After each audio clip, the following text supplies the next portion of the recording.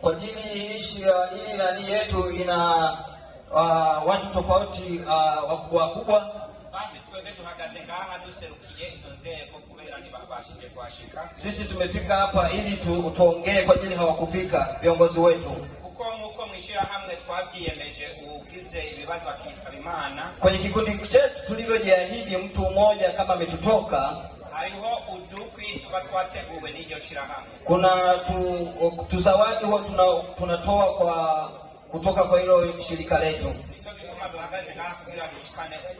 Na ndio maana tumesimama hapa ili tutoe ako kazawadi ketu. Hako kazawadi inakuwa ni kama bahasha la dola 5,000. Ndio ipo kwa hii bahasha. Na tumepata muda huu wa kuambia kwa wale watu ambaye hawajajiunga pamoja nasi ni kutufikia ili tujaribu tuangalie jinsi ya kusaidiana jamani.